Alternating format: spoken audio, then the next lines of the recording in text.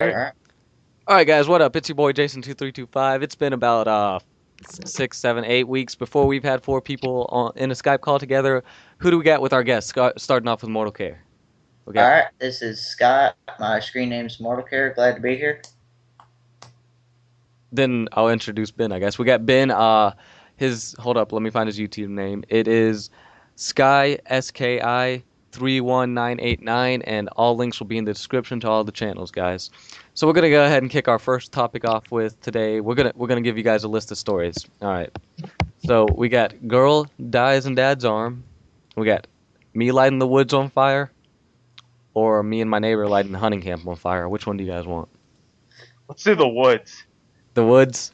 Woods on Yeah. fire. All right. So I was about, I was fourth grade, so I had to be 9 or 10. I'm not sure the exact age in fourth grade. And we had ventured off. We live in a neighborhood, and we kind of stayed confined as we were young, but we were starting to venture off into the woods, and we had found this place, and we decided to just cut. And it wasn't far away. Now I could hit it with a rifle, a 22, if it was a flat shot, but with the all the trees in between us and the houses, and just never being there, it seemed like it was miles away from the house.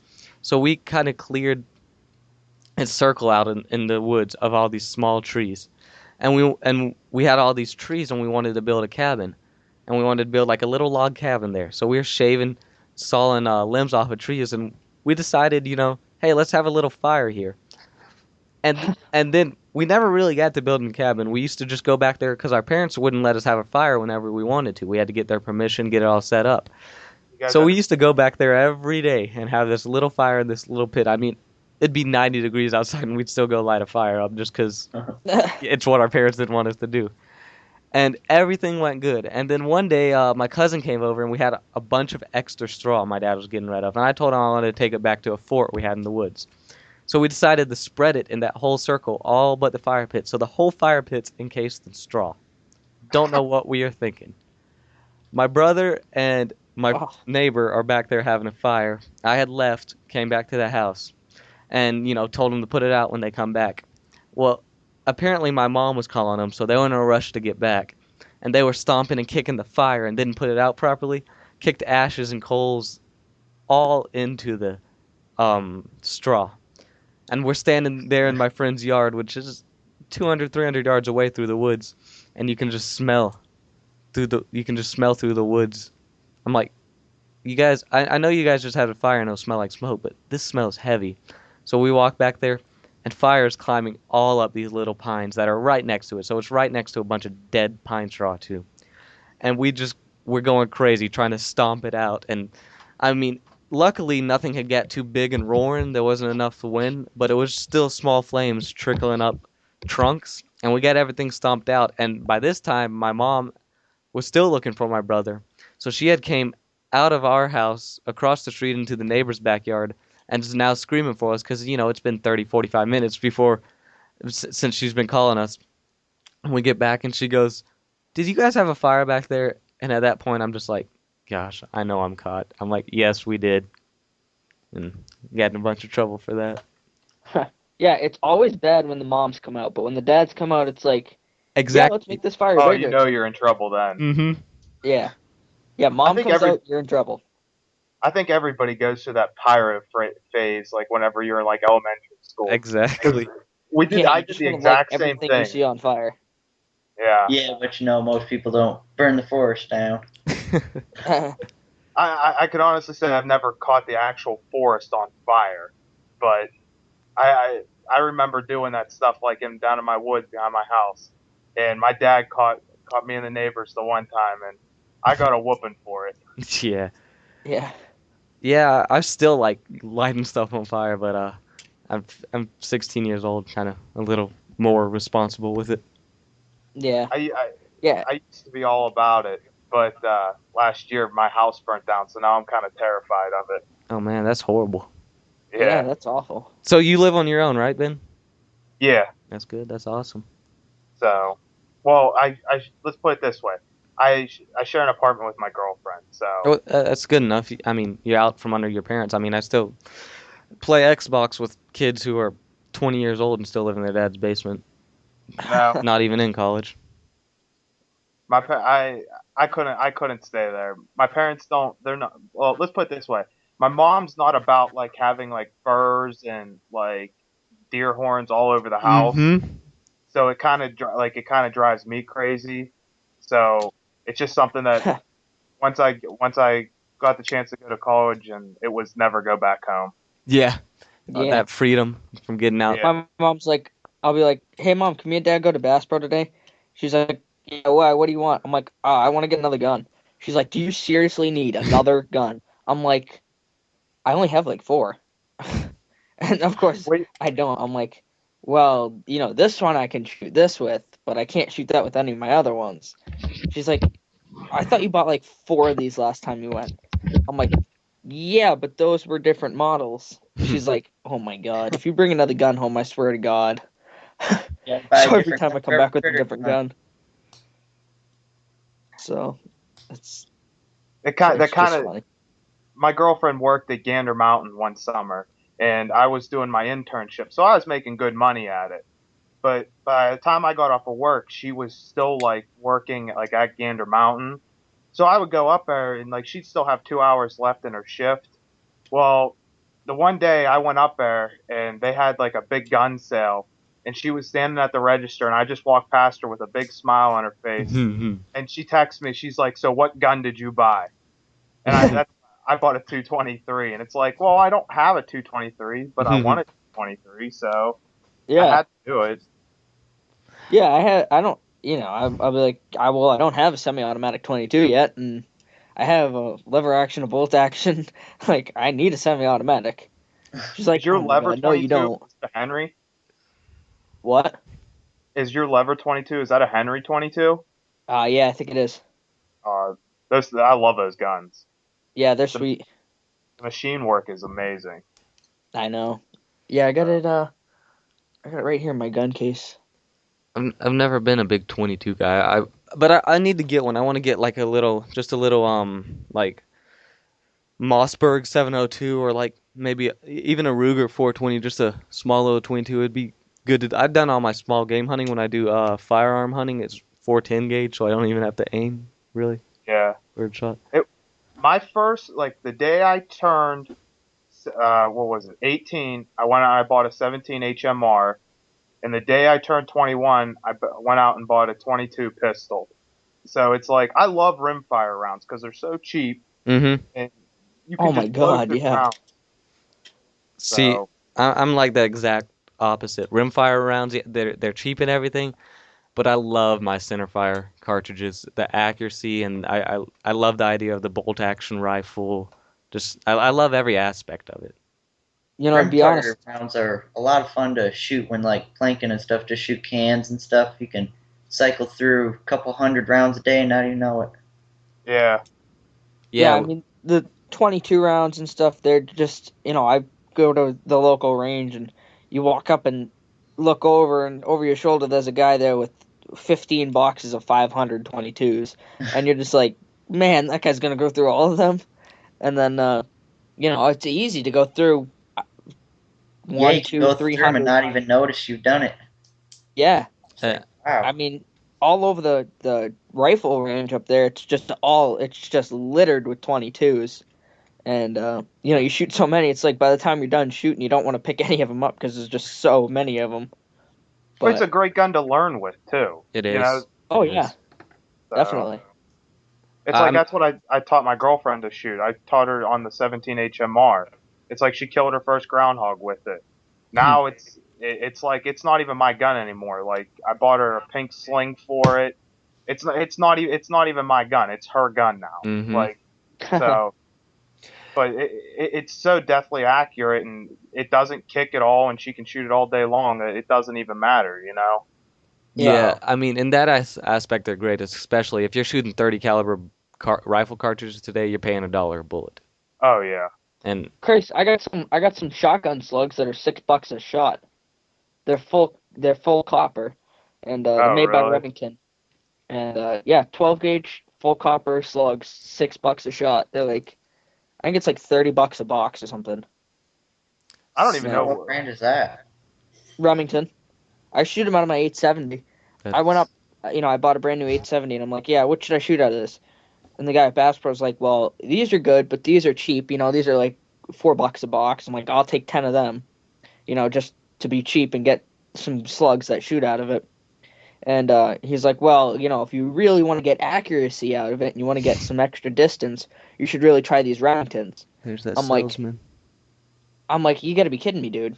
I came here, I spent 500 and whatever it was on the shotgun. I just put in about $100 of birdshot and clay shot, and then you want me to buy this $30 box of slugs, and there's only 5 in a box. I'm like, you got to be kidding me. That's worse than my 30-06 shells. I know. I'm like, you know what? I'll just stick with, 100 yards or whatever, and 1,800 feet per second or whatever it is. I don't need 2,400 feet per second to knock a deer. No.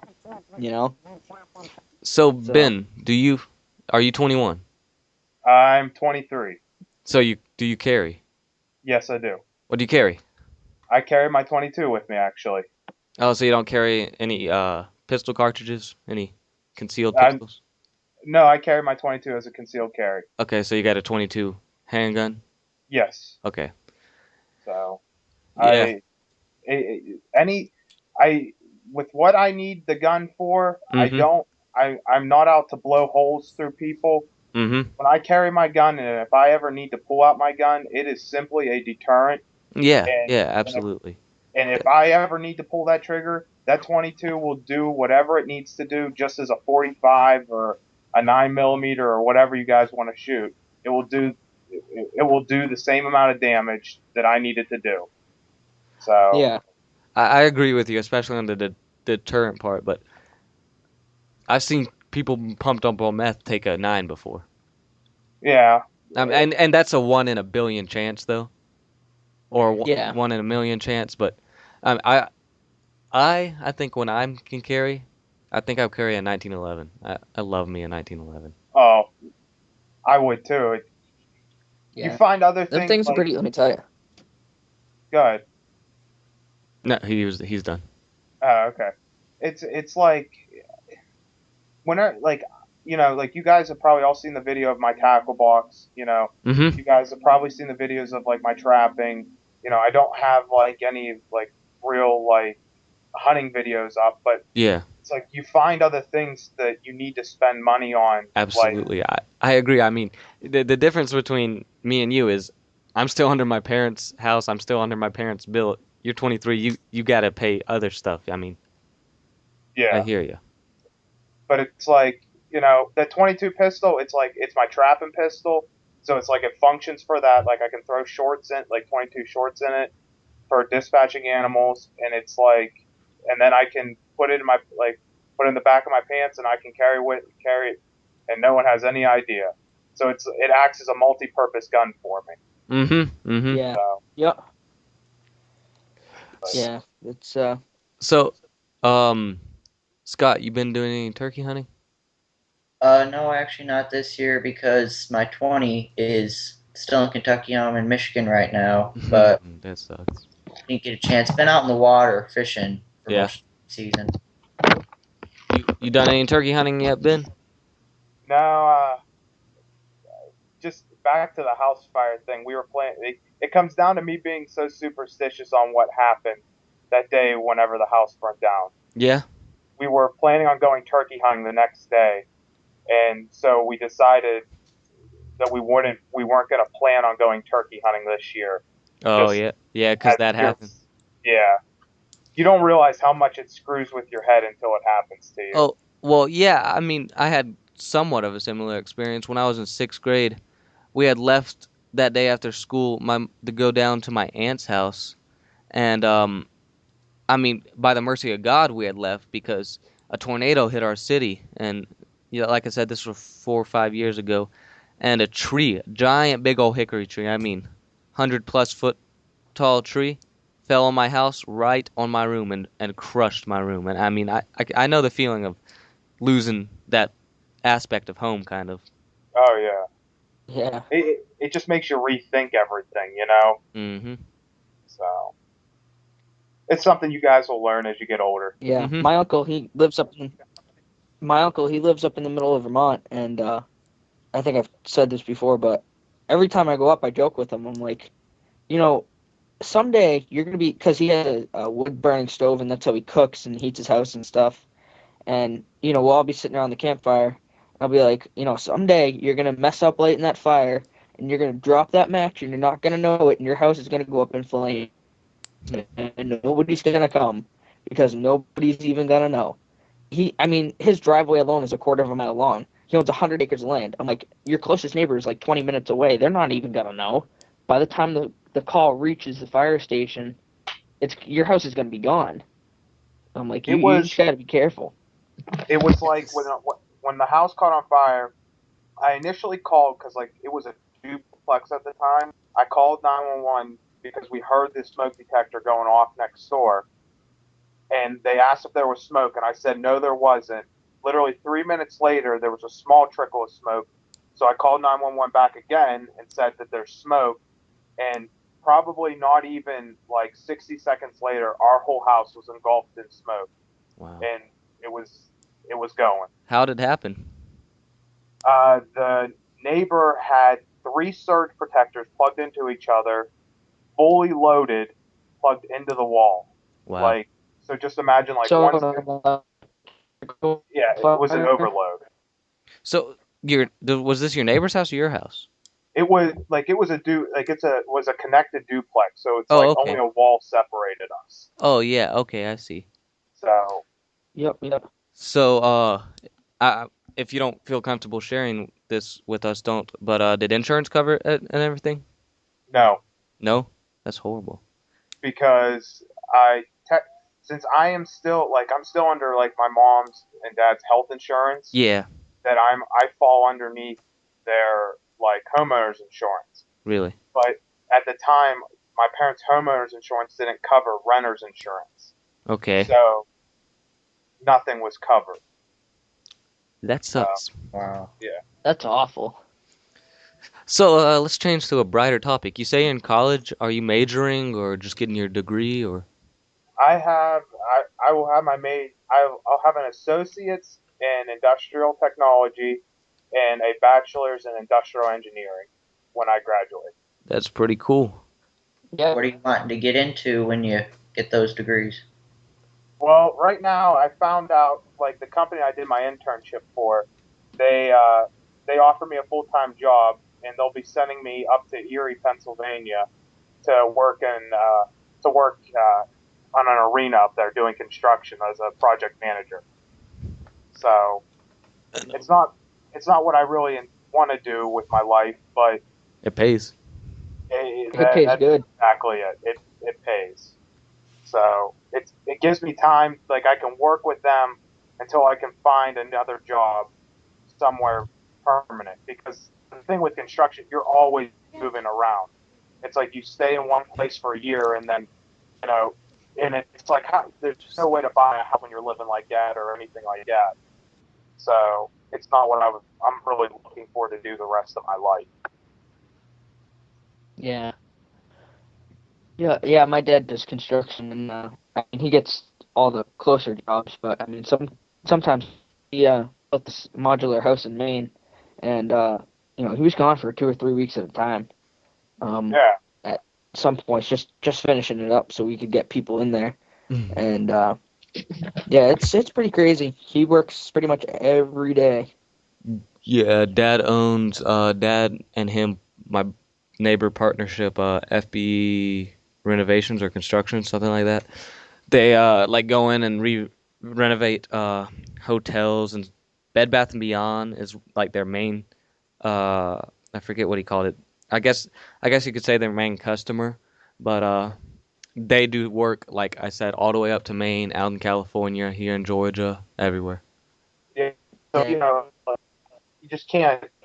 I want to be able to buy a house that I have my property that I want.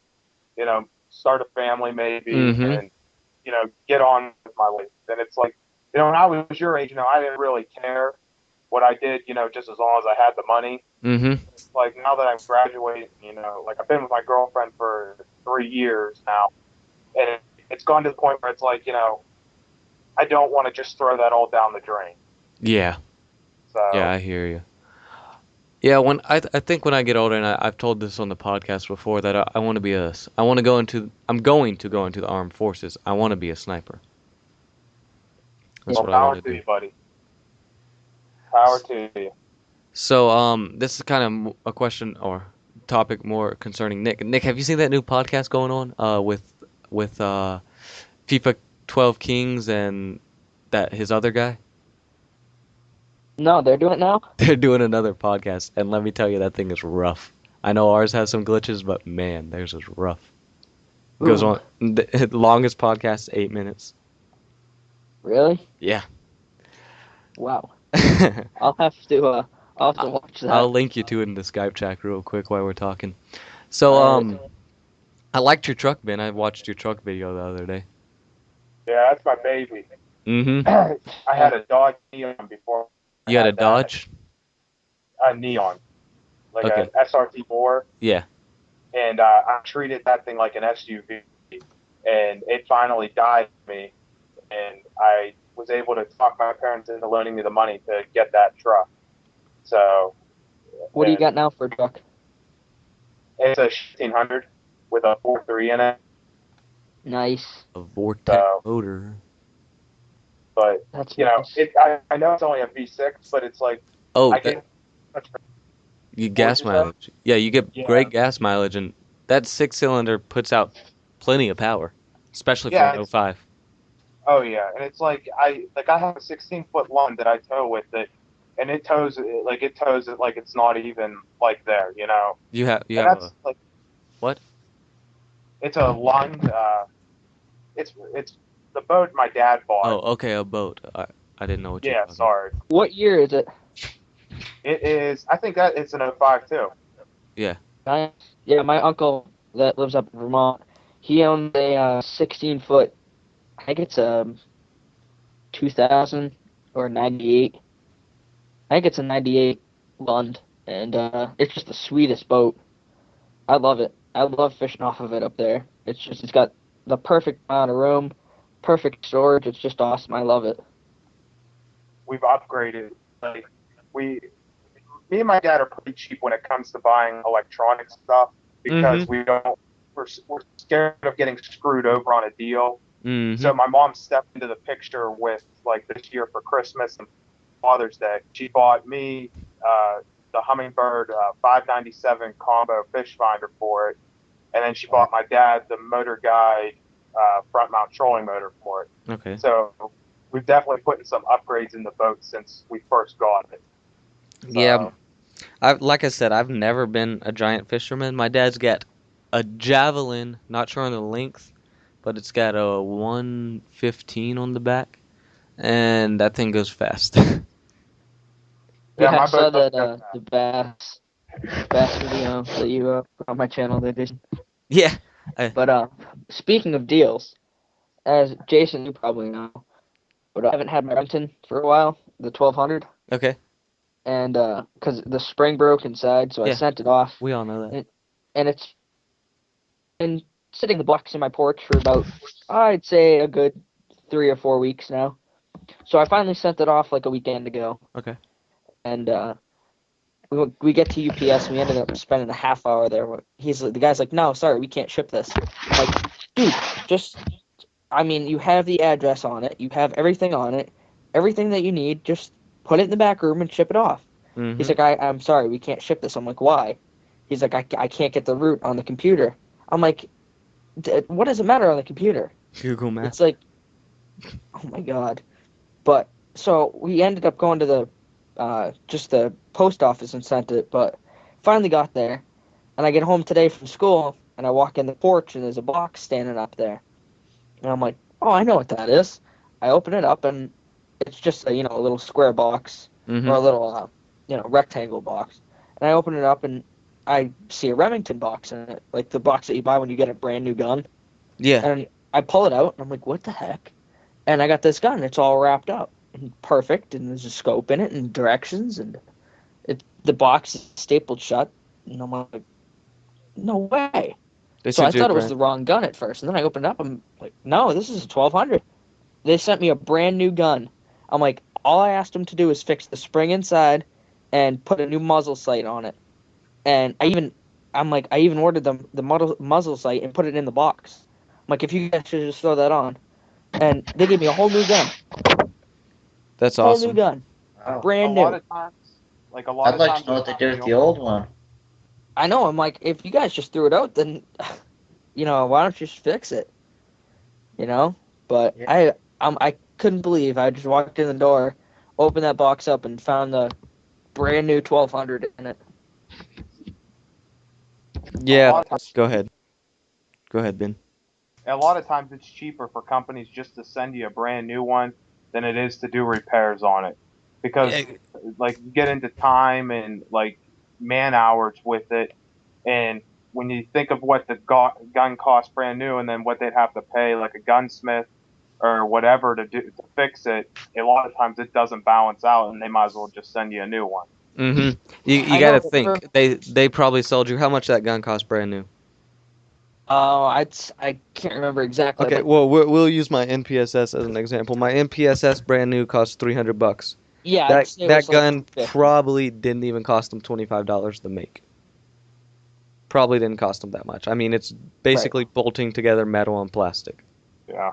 But what I don't get is, I I mean, they must have parts in store for stuff that's, over warranty, over the warranty date, and customers are fixing it.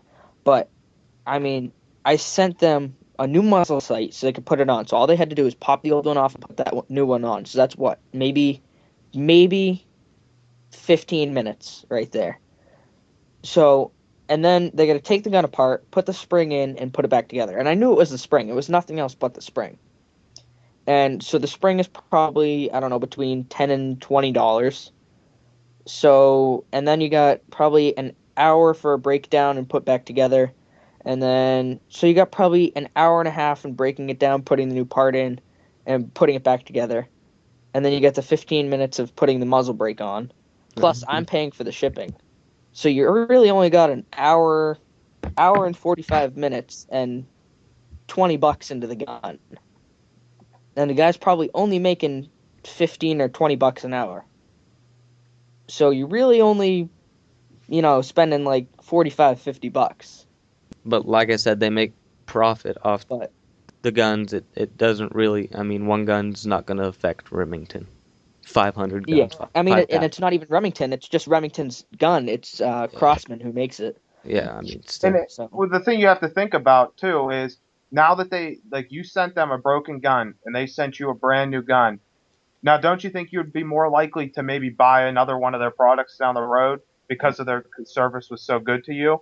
no, Bingo. absolutely. And I sent him an email. I'm like, thanks for the brand new gun. I mean, you guys are awesome. You know. And Cross plus, wants to I'm send me like a free gun. 99% I'm okay sure with I'm gonna that. call him tomorrow. But it's a brand new gun, and I mean the barcode on the muzzle, or I don't know if it's a barcode or whatever, is the serial number is different from my gun because I wrote it down, and they can tell from the serial number when you bought it or when you got it or whatnot, and so they can judge the warranty on that.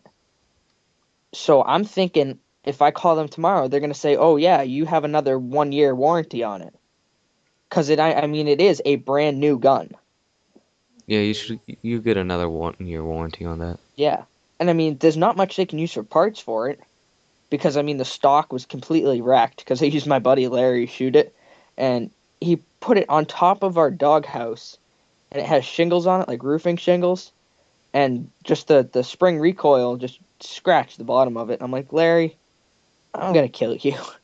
Totally wrecked the bottom of it, but I mean now I got a brand new gun, so can't complain there.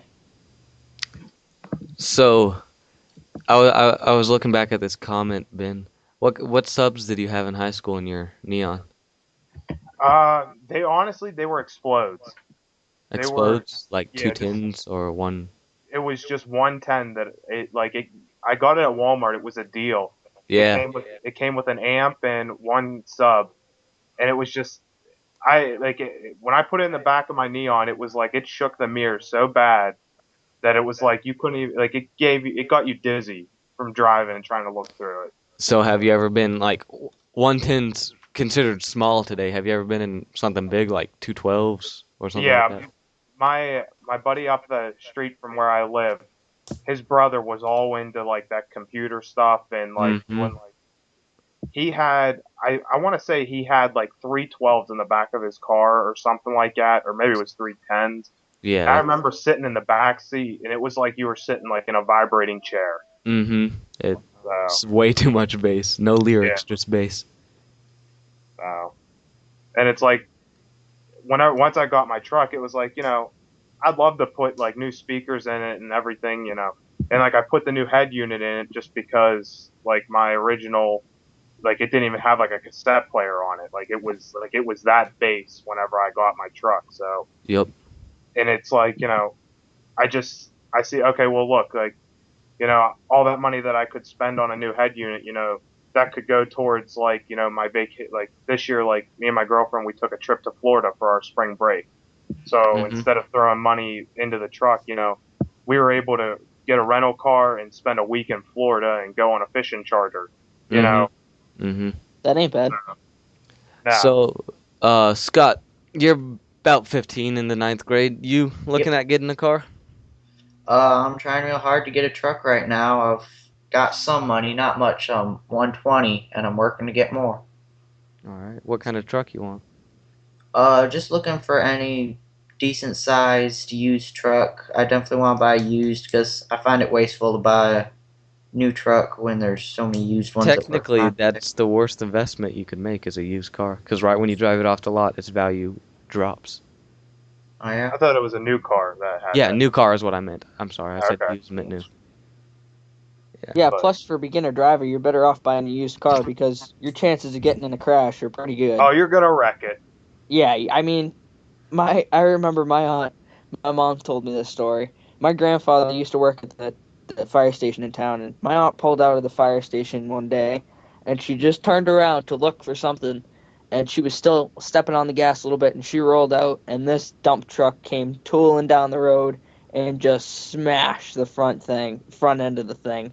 I mean, Oh, it was just crushed, and oh my God, thank God it was a used car. But it was just funny because my mom always says, and my grandfather said, "Now, this is a busy street. Watch it when you pull out, because I mean, she just got her license that day or something." And she's like, so my grandfather goes, "Now, when you pull out, watch it, because it's a busy street." And she just turned her head for a second, This is usual coming from and Nick. smashed right in. And she's been in 15 accidents, probably. I'd 15? say about. I Yeah. wouldn't ride with her. That's about as many speeding I'm tickets as I scared have. to.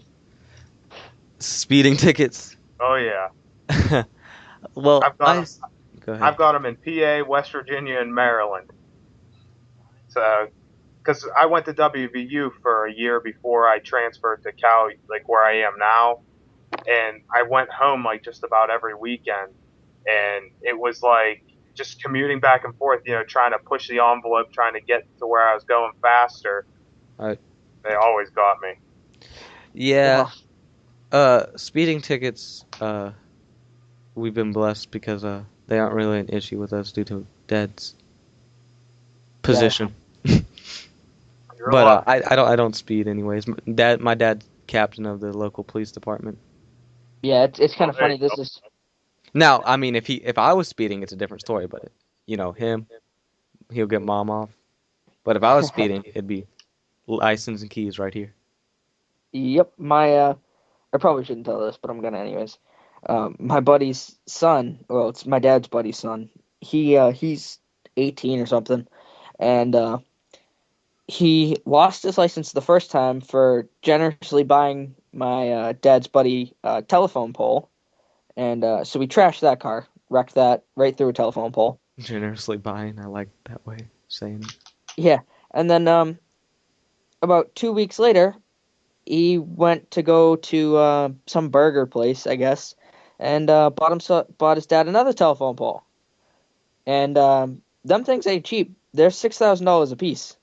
Yeah. Gosh, So that's two cars, and they were brand new cars too. He just bought brand new cars, one for his wife and one for his kid. And then, so that's 2 cars totaled and 2 telephone poles. So he's like, Shane, if you ever get in my truck, I will chase you down the street on the quad with a shotgun and I will snipe you out of it before you get down the end of the road.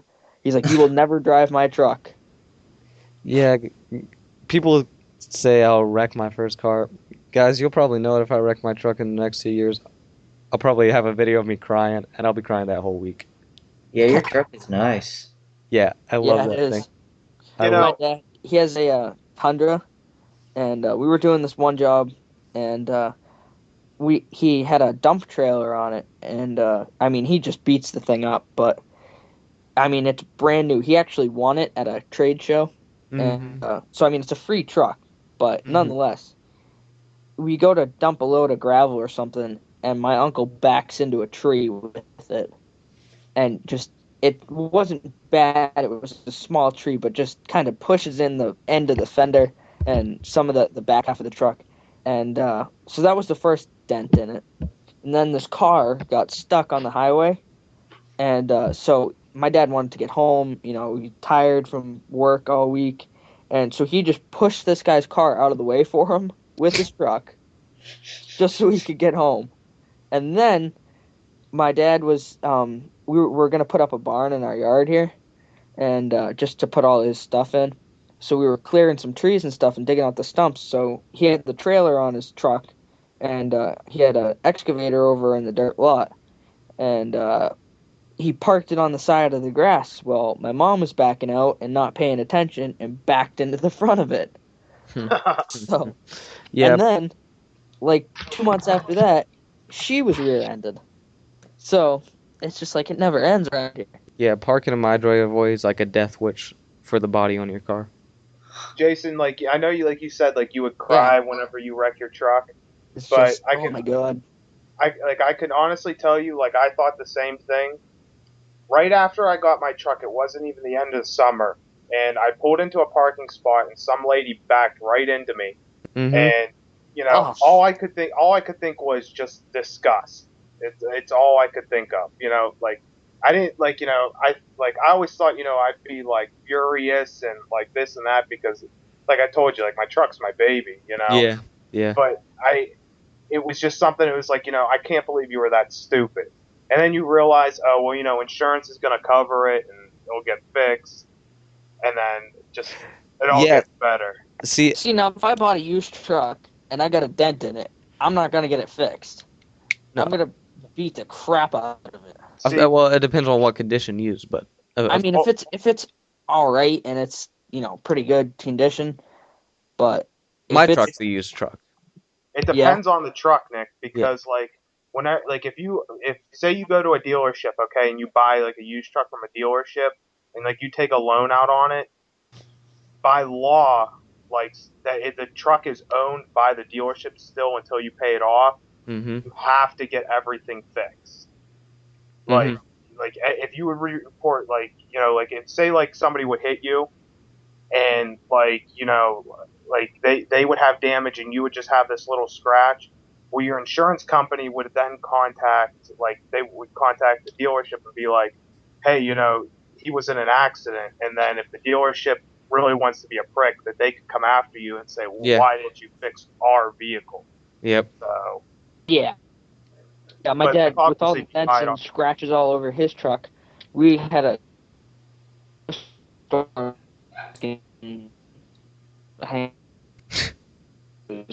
early March, and it was slippery enough that we saw accidents. So when my dad was talking to one of his workers, and he's like, "Yeah, well, with all the dents in my truck, maybe I should just go and just drive down the road a little bit too fast and hit a telephone pole, then I can get everything fixed." And of course, that never happened. But then my one of my dad's workers, the guy who actually over the Hollow Point Premiers, he's got a big Ford F-150, and he was driving down the road, and he stopped at this school crossing. So he was looking at him, yelling at his kids or whatever, and he started pulling out. Right? And I mean, he's going probably 30 or so by now. And all of a sudden, he smash, and this lady. Now, this lady's 8 months pregnant, right? And she was driving this little like Toyota Tacoma or whatever it is. The not the Tacoma, but the little the car. I can't think of it right now. Whatever it is, it's just the little car. Camry, that's what it is. And I mean, the rear end of her car was in the front seat almost, and he didn't have a scratch on his truck. That happened to me. I'm like, dude. Is she okay? Yeah, she was fine. She was like, you know what? Maybe I should get a truck like you. Yeah. She's like, I've been rear-ended like 8 times before. I'm like, it's not your luck, lady. Might be a sign. Hey, Yeah, Scott, apparently. What's up? what kind of truck you looking at getting? Like a full size, or you want to get like a mid-size truck? Probably mid-size. Probably mid-size. I'm gonna try for anything I can find and afford, but I'm really looking at mid-size. You know, like mid-size, like they're a great little truck. But honestly, like a lot of, like, I don't know if it's just Chevy, but I know that there's like a lot of full-size trucks now, like have V6s in them, and they get just as good as gas mileage, and you get a full-size truck for just about the same price. So just something for you to think about. Yeah. Yeah. I would say when I get my truck, I definitely have to go full size because, I mean, I just got so many toys and stuff that I haul around, be tractors, quads, dirt bikes, whatever. And, all my buddies have quads and dirt bikes and tractors and stuff they need towed around.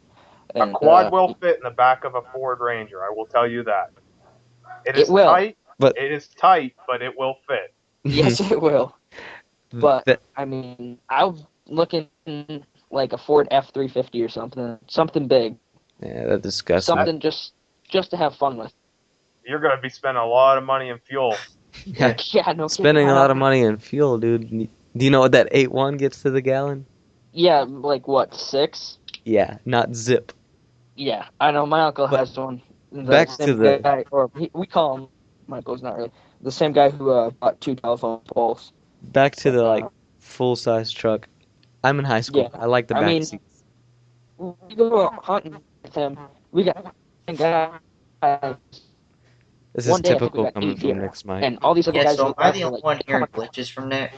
No, it's typical. No, he glitches for me. Yeah, it's typical. I make fun of him every podcast for it. So Jason, why do you like having a back seat in your truck? 'Cause I'm in high school, Oh, okay. Gotta get the nonchalant message. Nice answer, Jason. Read between the lines. Yeah, I had to say something. I had to. No, you were the only one who caught that, I think. But so, anyways. Yeah. So you get any fights back in high school? Me? Yeah. No. I only had 4 friends in my high school. Everybody else was like preppy. Like the township I grew up in, it's like a ritzy township kinda, and it was like preppy. It was the way it was, and it was like the 4 friends that I had, only 2 of them were actually like did the stuff that I did, and the other 2 they just like I grew up with them, so it was like we were best friends, Uh-huh. Yeah. It was like I just kind of left. Did you get called the stupid redneck like I do? Oh, my senior year, every Friday I declared it Redneck Friday, where I would wear my cowboy hat and my shit kickers, and like you weren't allowed to wear hats in my high school, and like people would wear like those flat brim hats, and like they would get yelled at, but no teacher or anything ever yelled at me for wearing a cowboy hat. Yeah. Like they just were in shock that I would wear a cowboy hat. Yeah, everybody walks by me, they're like, "Hey, stupid redneck." I'm like, "Yeah, I just live it up. Like, I am a stupid redneck. You know what?" It's like everybody's got the iPhones and the iPad 5 and iPad 3, whatever it is, and the best computers and the best of the best, dress in nice clothes. I'm like, it's school. I'm here to learn, not to seriously. Yeah, if they call you a stupid redneck, just say thank you. They'll have no idea. Yeah, I'm like, you know what? I am. And that would never you wanna fight? Let's go. That would never fly down here. There'd be people missing teeth. I mean, just the other day, This was my friend who said this. Disclaimer, not me. Some kid named EJ, ethnicity African American. My friend Oh Michael. God. He's got mud on his truck. EJ walks by the truck, goes, "You ever heard of a car wash?" Michael goes, "You ever heard of the Klan? They lynch people like you." Really? We live in the South. There's a lot of rednecks at our school. Oh They my God, and they don't get along with those people. I can name about 5 rednecks in my school, and I mean we're all buddies, we're all tight, and but everybody else is like, yeah, you stupid rednecks, just keep going, and I'm like, you know what? You want to Listen, fight? Let's whenever fight. Let's right now, don't and don't because even let it they'll come bother by, you, they'll Nick. start like kicking us and punching. These days, it's not worth fighting. I mean, it's not like it was back when my dad was a kid. If you wanted to fight someone, you went to the back field, you fought, you came back, nothing happens. These days, you fight, you took to an administrator's office, the police are involved, the report is filed, charges are filed. I mean, it Yeah, it's like really, I don't these seriously days, it like messes I with don't even too care. much. You know, I'm like, if you want to fight, let's go right now. Because everybody will be like, yeah, stupid redneck, push me down the hall. Like, you want to fight, kid? I'm like, no, kid, do you want to fight? Because I guarantee you, I will kick your butt and shove you in that locker. He's like, what, you want to fight? Really? Right now? I'm like, yeah, let's go. And he's like, yeah, I don't want to get in trouble. I'm like, yeah, that's what I thought. I'm like, I'm not Listen, one to back down from a fight. He's like, I Nick. thought you didn't start fights. I'm like, I don't start fights. Nick, you're beating a dead horse.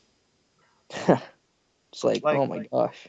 all you got to remember is I'm gonna tell all three of you guys this is like yeah, like you'll get made fun of for being a redneck, but at the end of the day, when these preppy people make the phone call because they don't know how to do like change a damn light bulb, Mm-hmm.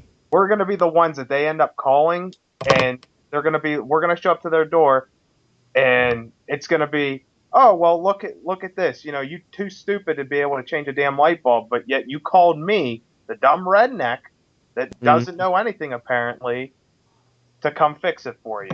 Mm-hmm. Yeah. Yep. It takes a lot to get me mad. I mean, they could say a lot of things. As long it's all about what I think about myself at the end of the day, not you. Exactly. If I'm happy with myself, what matters? It's like I don't really care. I'm not here to, impress people. I'm here to learn and get out. So, Ben, you're the only one of age of voting. You got any political opinions you want to share? Feel comfortable sharing? I I try to stay out of the mess, honestly. I hear you. Like Yeah. Yep. it's really like I never had a good understanding of what anything was going on with, so I decide just to stay out of it. I hear you. So I hear you. And that's the great thing about this country. You can do that. yeah. Yeah. I don't understand half it. It's all really confusing. I keep up with it. I try to understand it. Well, it was like there was a bill that was in office, and it was to open up like state game lands and like natural preserves and stuff like that, where like if they found like oil or like any valuable natural resource, that they could come in and close access to it and like pretty much ransack the place. Yeah. And the Republicans are supposed to be for conservation and they're supposed to be for like hunting and everything, Mm-hmm. but they took this bill as that it was going to be good for hunters, but when in fact the Republicans voted for the bill, but the Democrats were against it, and it blew my mind that the Democrats are supposed to be the ones that like want to just like I can't I can't think of the words for it, but they're supposed to be the ones that kind of like, oh yeah, that's cool, that's change, that's good for us. And the Mm-hmm. Republicans are supposed to be no, conserve, conserve, conserve. Mm-hmm. Well, it's like, it just doesn't make any sense. And then I got so mad over it that I turned the TV off when I saw what was going on. So Yeah. I've came to the conclusion if you're a politician these days, you're lying to me. You're, you're corrupt, you're stupid. Yeah. my I just, go ahead, Nick. I'm only 13, but I stay out of it as much as I can. People be like, yeah, well, who do you want to win the election? I'm like, anybody but Obama. I'm Yeah. like, you know what? I don't really care. It doesn't bother me at all. If I have to go live in the woods in a shack, I don't care. I'll go do it. It's like, Yeah, to what Ben was talking about with outdoors in politics, outdoors seems to be like scapegoat for all the budget cutting that's been going on a lot. I don't know the exact numbers, but if any guys Oh, know, you mean there was a lot of budget the cuts. $14 trillion we owe China? Yeah, and That number. they cut so much money from so many outdoor government sanctioned things and just lost a lot of state land. I think the And they keep doing it and they keep doing it and they're going back for more and more and more because nobody seems to care if we get rid of the state lands. Nobody in good politics cares. I think the military's budget just last year alone dropped 300 billion. Well, yeah. well, speaking of Crazy. speaking on like the debt like that we owe China and keeping with that pace, what's your guys' point of view on like I don't know if you've seen like doomsday preppers, the Yes, people. I've seen that. Yeah, And yeah. it's a great hobby if I had the money to do it. If I had the money to do it, I'd do it. But Yeah. to be honest, if I got a gun and a knife and maybe, yeah, a gun and a knife, that's it. And a pack of bullets. That's all I need to live. No, I'd add a yeah. water purifier, but other than that, that's all I'd need. I mean, Yeah. I read Les Stroud's survival book, and I put together a survival kit, keeping my hunting bag. I mean, I carry around a Copenhagen can right here for two purposes. It doesn't have dip in it. Right now, it's got wire, razor blade, whatnot in it. So I carry it around, especially, in jeans out in the woods for two reasons. Because I'm usually around someone who dips, and if they offer me dip, I just say, nah, I got my own can. And then it's got the wire, the matches, the razor blade, and stuff in it if I get stranded. So, I mean, in a certain way, I prepare for stuff like that, but they take it to the next level. They get money to do it. I mean, I don't get. Like getting lost like in the woods, like you don't like. I can honestly tell you, like I went out during flintlock season here in PA, Mm-hmm. and I went to this place that I hunted with my dad since I like before I could even hunt. Yeah. And I got out there and I started like following these tracks in the snow for these deer. Well, I started going and I remembered that like the place where we hunted went out to like a point like where the lake was. And I always thought the road like where I parked my truck, I always thought the road went all the way out to the point. Well, I walked like alongside the lake and when I got to the point and I walked to the top of the hill of the point and I realized that I didn't know where I was. It's like when real panic set in, like when it was like the first time, like holy shit, like I'm lost right now. Yeah. And Yeah. it's like, And that's one of the points he made in his book. Survival is like 80% mental, 20% physical, really. I mean, it's that mental barrier you got to get around. yeah. And it was like luckily, like I realized Yeah. like all I got to do is keep walking like over across this giant flat up this peninsula, and I'll eventually get to where I need to go. But it was like for like probably like a good 10 minutes, I was like, you know, now what the hell do I do? Mm-hmm. So Yeah. Yeah, that's like around. I live in Mass, and to be honest, Mass is a great state to work in because you make a ton of cash. But if you're in the right profession, but otherwise than that, it is no place to be for a redneck. I mean, you can't shoot rifles. Our deer season is 3 months long. It is wicked short. I mean, it's just in my town you can't even shoot a 22. It's BS. Where's But that? we're in Mass. Oh. It's awful. But it's usually where I hunt around here is by roads. So, and I kind of, when I'm sitting blind or my stand, and I'm like, I'll be walk down, and maybe I'll come in from a road on the left instead of coming in from the road that I usually go in on the right, and I'll go in from a different way, and I'll come up, and I won't know where I am, and then you'll be like, wait, where am I? I know I'm on this piece of property, but I came in from this place, and I have no clue where I am, and that's when you're like, okay, this is really creepy. I need to find my way out. But usually then, if I just turn around and head straight back, I'll hit the road. And yes, I mean, I've never been lost, but I've been like stuck, like just like I had no idea where I was. Like one I was going out turkey hunting, and I went out behind my house, and there's a road out there, and there's a stream that goes down through the property, and usually I can find my way home from there, but I came in a different way. I cut through the neighborhood, up the street, went in, and it was still dark, and I didn't really know where I was. And I was looking around, and there's a trail in there. I was only probably 100 yards off the trail, and I've been in that area 1,000 times before, but I had no clue where I was because I came in a different way. And that's when I was like, all right, it's 5 in the morning. I know there's coyotes out here, and I really don't want one of them things to sneak up on me, especially at 5 in the morning and I can't see a darn thing, and I only have a bow. It's like, yeah, this is kind of creepy. Well, while we're on the topic of like survival and stuff, I'm guessing all you have survival kits and are prepared for that. But an idea that I really want to try is just going out for a weekend with your survival kit or whatever you have, just walking into the woods. Obviously knowing where you are so you can get out if you need to, but just trying to stay out there and trying to try all this stuff out and see how it works when you're there, when you're lost. You're not the only one who's thought of that. I'd love to try that. I'd love to go out. The biggest thing is finding the time to do it. Yep. Amen.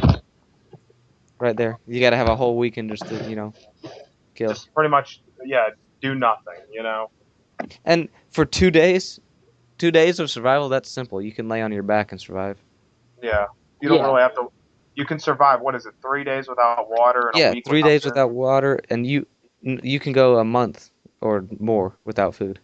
Water is your main issue, and if push comes to shove, I'll drink out of the pond. I mean, yeah. Well, I got a little stream that runs right through the back of my property. I mean, I drink out of that all the time. It's perfectly clean. I live somewhat city, suburbs. I wouldn't drink out of our creek. No, I wouldn't drink out of mine either. But here's the thing: if I was in a survival situation and there was a creek I wouldn't drink from because there's motor oil in it, well, then I'm probably not in a survival situation because there's motor oil in the creek. That means there's a road not too far. Right. Right. But I mean, this creek, where I usually end up on this creek, it's coming right from the rocks. So, I mean, you know where it's from. I mean, if there's mud around, if there's oil on top, like you said, Jason, if there's skunk cabbage and crap around, then I won't drink from it because I know that's just crap. But considering this water is coming right through rocks and it's a stone bed all the way down till you get to the other end of the road. Mm-hmm. I mean, heck, if I'm in a survival situation, it looks clean. It is clean. I mean, I've probably drank from it 100 times before. That's the point Les Stroud made, and I'm kind of giving a survival tip. I mean, what's killing you now? First of all, you don't really understand how much nasty things a human could actually eat that's nasty in a day-to-day basis and won't hurt them. And what the point he made was, you're stranded for a week, and all you have is a pond where ducks and whatnot swim. But for that week, what's killing you? If you drink that water, sure, you may have diarrhea, but right now the dehydration is killing you. And when you get back to civilization, their medication can easily cure your diarrhea. Yeah. Right. Yeah. But while we're on the survival topic, rule of thumb, guys, I know there's a few outdoorsmen listen to this podcast. Rule of thumb, rule number 1 of survival: if you're lost, stay put. Yeah. Stay put. Don't go running. So, I don't know. You guys want to call that a show? I always keep it with me when I go out hunting or whatever. But I mean, I always keep it on silent or vibrate. But I still have it with me, and I'm going out hunting, and we know our plan. Like, we know what we're doing, and we're just gonna stick to that plan. Mm-hmm. I'll just shut my phone off. I don't get service. And every that's exactly the problem is when you are far enough out to be lost for a long time with nobody finding you, you might not have service, which is why it's always a good idea to tell someone where you don't have someone know what's up. But even when you don't have service and you can't send a text message or call, especially these smartphones are still transmitting data. Yeah, you can still call 911. Yeah, there's data that's still being transmitted back to the the closest tower or satellite if your phone's using any Right. type of GPS navigation. You still have your phone. You might be able to send a text, but somebody can still find you from your phone. Yeah, my phone's got this thing called Latitude on the smartphones, and I can turn it on right now, and I can see with accuracy up to 30 meters exactly where my dad is or whoever I add on here. And it works in coefficients with my GPS where it will show local restaurants and stuff and my school and whatnot. And it automatically checks me in when I go into my school because I have it set to do that. And if I go in, like, if I'm riding around out in town and I go into a restaurant, I mean, I can automatically check into that restaurant. Dad can see exactly where I am and whatnot. So, Right, yeah. Do you have a Droid, Jason? yeah, I have a Droid. It's the way to do Yeah. it. Yeah, I got the... What Droid is it? It's the Samsung Infuse. That's what it is. I'm disappointed in you two. What? You got an iPhone. Don't tell me you do. No, I have one of those indestructible phones. Like Oh, a flip phones? phone? Yep. Oh, If you've ever nice. seen my setup, I'm a country boy. I'll roll out in the woods with you, but I'm also a tech boy. I like my computers. I can't work Now, see, those touch screens, man. I can't work them to save my life. They make me so mad. Me neither. Yep. I can never click the right buttons or anything. It always messes up for me. yeah, Yep. I mean, now the phone that I have now, the Droid Incredible, and this really is an incredible. I mean, I've had this going on 3 years now, and I mean, I've dropped this thing out of my tree stand. I mean, I can't even begin to start. I ran over this in the snow with my ATV. Just ran right over the thing. I've fallen down the stairs and chucked it at the wall. OtterBox. That's the way I roll. I mean, I don't even. I dropped it. It's fallen out of my backpack probably a dozen times. Just I shut it in my locker once, like between the locker door and the frame. And I don't have a screen protector on it. I mean, the thing hasn't cracked yet. I mean, my buddy dropped his Droid Incredible in the lake, and yeah, granted, he just dropped it and pulled it out, but I mean, it works fine. And if I would say the most reliable phone is flip phone because I mean, you just can't break them. My buddy's dad, and we had him on the podcast, Peter. He was talking. I went down to his Cape House with him, and he was talking to my dad, and he pulled out his phone, and it was like a 5-year-old flip phone. And it was like perfect, and we fancy smartphones that get ruined in a day. So, but I mean, it's helpful when you're doing schoolwork. You can go on the internet and look up whatever you need to, or like Jason said, GPS or whatever. But yeah, I love my technology. now, to be honest, I like my phone, my iPad, and those are both the only two things I can use. I mean, Only thing I don't like technology on is the darn trucks these days. That's what I don't like oh man, on. The computers will stop you from doing so much to your truck. It's not even funny. Like, okay, for example, an 85 Chevy Silverado 1500. You want to run straight pipes on that thing? You start cutting, you start welding. Okay, if you cut, no, let's do something even simpler. You just want to gut the Cadillac converter because you'll get better gas mileage. You do that on an 85, you do it, you're ready to go. Reach up there with a coat hanger, gut it out, do what you need to do. You do that on my truck, there's something called O2 sensors. Those are in front of the Cadillac converter. Those monitor the oxygen that's coming in. Now, behind the cats, they put these monitors that are called Cadillac converter monitors that are just put there monitor your Cadillac converter just so you don't modify it any special way the government doesn't want you to. The government regulates all these sensors and stuff that they put on the exhaust to make sure cleaner air is coming out, and I'll make that point later.